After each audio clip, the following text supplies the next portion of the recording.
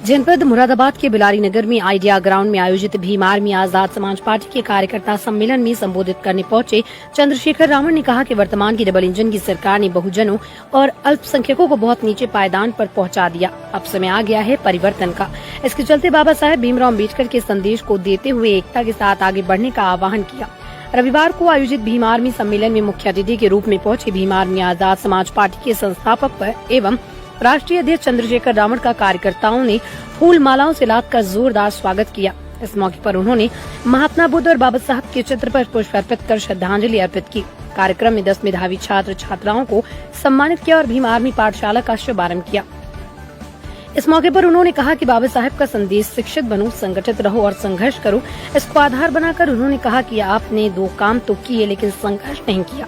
अब समय आ गया कि संघर्ष करने का। पीएम मोदी 8 सालों में 16 करोड़ रोजगार नहीं दे पाए और विदेश से चीते लाकर उनकी आवभगत में लगे हैं। काला धन नहीं लाए, प्रधानमंत्री आवास में मनमानी हुई। मेक इन इंडिया और मीडिया बिकाऊ पर तंज कसते हुए भाजपा सरकार पर जमकर बरसे। उन्होंने कहा कि वर्तमान सरकार में तमाम बड़े दिग्गज नेता और सीबीआई की जांच से डरे हुए हैं, लेकिन भीम आर्मी ही एक ऐसी पार्टी है जो किसी भी कार्रवाई से नहीं डरती। निजीकरण होने और सरकारी नौकरी खत्म करना आदि को लेकर उन्होंने भी भड़ास निकाली। कोई दल है जो ना जेल से डरता, ना मुकदमों से डरता, ना ही लाठों से डरता। मुझे गर्व है कि मैं उस संगठन का कार्यकर्ता हूं भीम आर्मी का, जो सरकार को इसका जवाब पत्थर से देती। लेकिन यही मेरा सवाल ये भी बन जाता है कि आप लोग ईद का जवाब तो पत्थर से देते, लेकिन ये बताओ, जब तक इस देश की, इस प्रदेश की सत्ता में आप लोग काबिज नहीं होंगे, अपने लोगों को रोजगार कैसे दोगे? ये जो सारा निजीकरण करके सरकारी सिस्टम बेचा जा रहा है, उसको कैसे बहाल करोगे? जहां सरकारी नौकरियां खत्म की जा रही हैं, नौजवान बेरोजगार है, सरकारी नौकरियां खत्म की जा रही है, तो लोगों की जिंदगी में रोशनी कहां से आएगी? जहां पूंजीपतियों को थोड़े थोड़े दामों पे जमीनें बांटी जा रही है, वहां आप पे रहने के लिए जमीन नहीं है। इसका जवाब आप कहां से दोगे?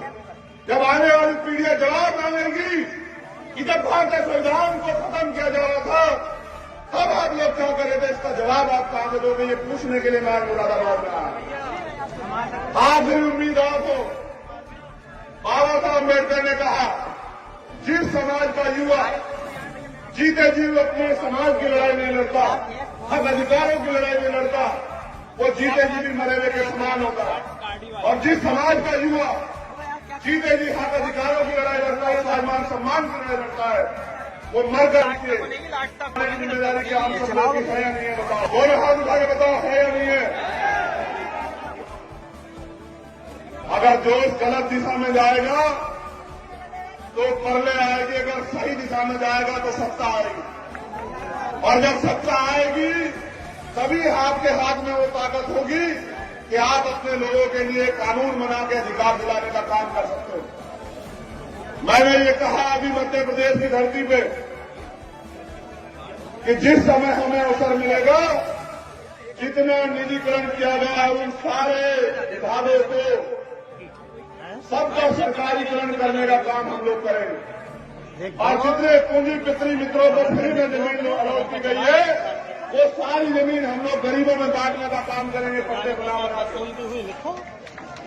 रही है। अभी अभी मैंने देखा जालौन की एक घटना, कल मैंने देखी मथुरा की एक घटना। ये सरकार बात करती है बहनों की, ये सरकार बात करती है महिला पढ़ाओ बहनें बचाओ की, ये सरकार बात करती है उनके रोमेश पॉइंट की।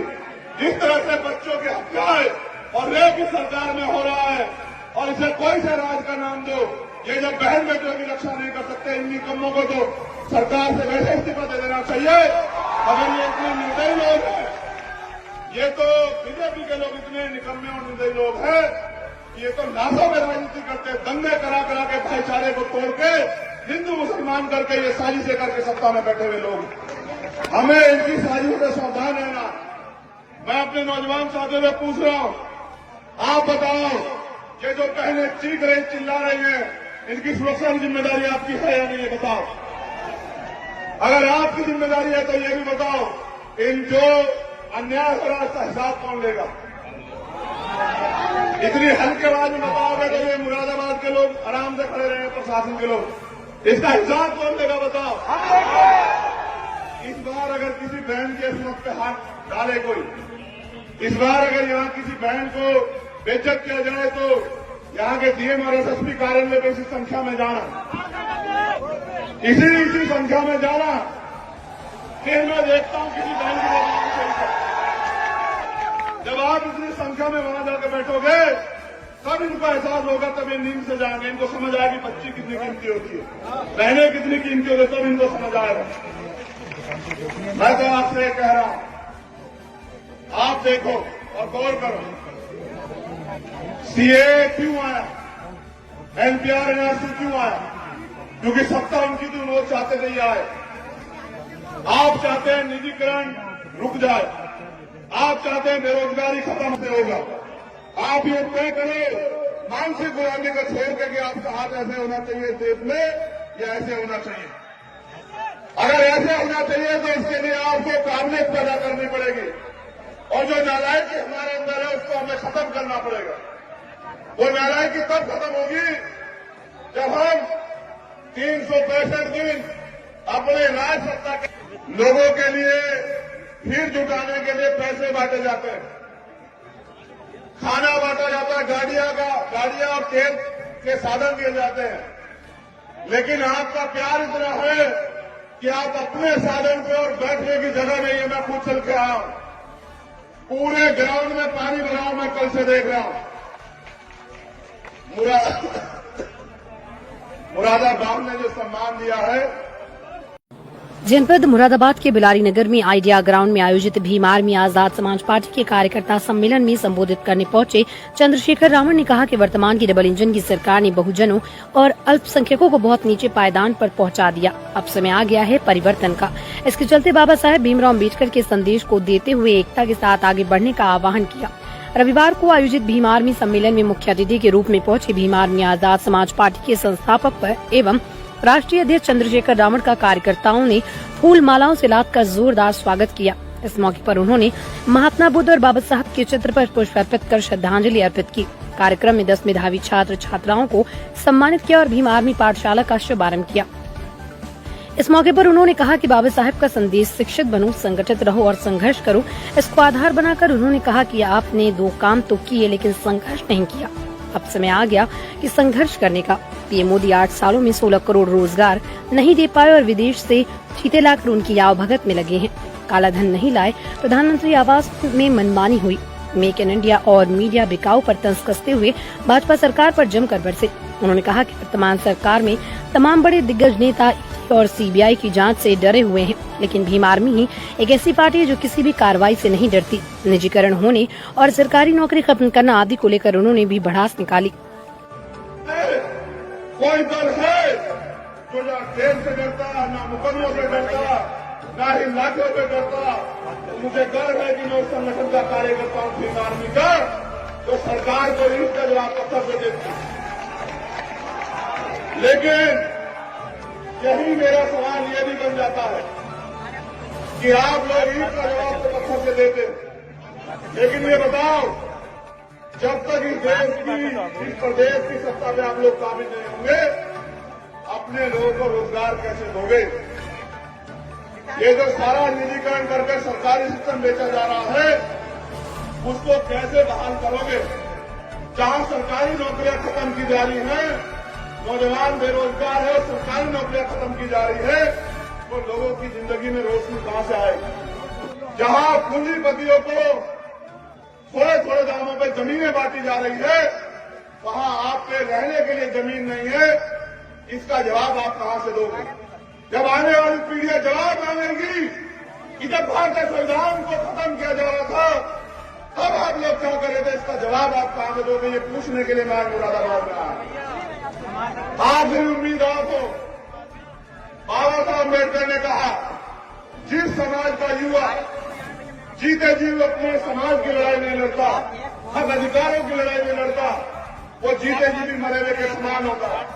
और जिस समाज का युवा जीते जी हक अधिकारों की लड़ाई लड़ता है, स्वाभिमान सम्मान की लड़ाई लड़ता है, वो मर कर जिम्मेदारी की आप सब लोगों की है या नहीं है बताओ। दोनों हाथ उठा के बताओ है या नहीं है। अगर जोश गलत दिशा में जाएगा तो परले आएगी, अगर सही दिशा में जाएगा तो सत्ता आएगी, और जब सत्ता आएगी तभी आपके हाथ में वो ताकत होगी कि आप अपने लोगों के लिए कानून बना के अधिकार दिलाने का काम कर सकते हो। मैंने ये कहा अभी मध्य प्रदेश की धरती पे कि जिस समय हमें अवसर मिलेगा, जितना निजीकरण किया गया है उन सारे विभागों को सबका सरकारीकरण करने का काम हम लोग करेंगे, और जितने पूंजी पितरी मित्रों को फ्री में जमीन अलॉट की गई है वो सारी जमीन हम लोग गरीबों में बांटने का काम करेंगे। पट्टे बना रही है। अभी अभी मैंने देखा जालौन की एक घटना, कल मैंने देखी मथुरा की एक घटना। ये सरकार बात करती है बहनों की, ये सरकार बात करती है महिला पढ़ाओ बहनें बचाओ की, ये सरकार बात करती है उनके इन्वेस्टमेंट की।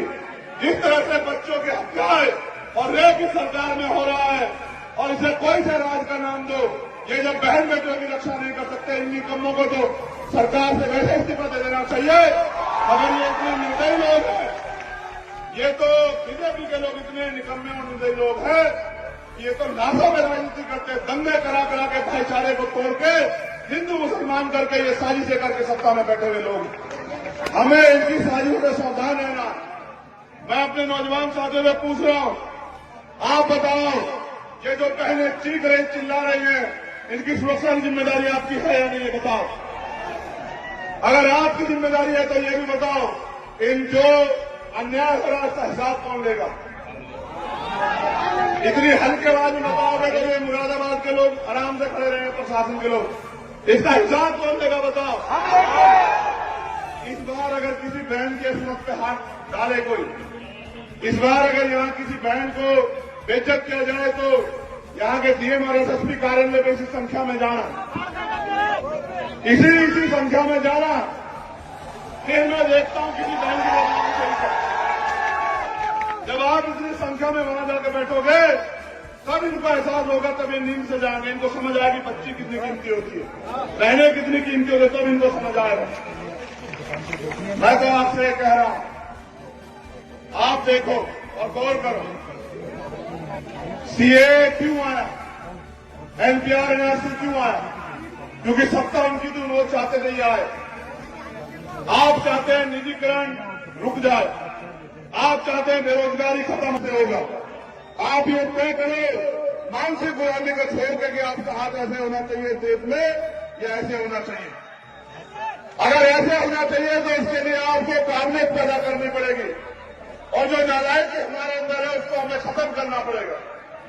वो नालायकी तब खत्म होगी जब हम 365 दिन अपने राज सत्ता के लोगों के लिए भीड़ जुटाने के लिए पैसे बांटे जाते हैं, खाना बांटा जाता है, गाड़ियां और तेल के साधन दिए जाते हैं, लेकिन आपका प्यार इतना है कि आप अपने साधन पे और बैठने की जगह नहीं है। मैं खुद चल के आया हूं, पूरे ग्राउंड में पानी भरा हूं, मैं कल से देख रहा हूं।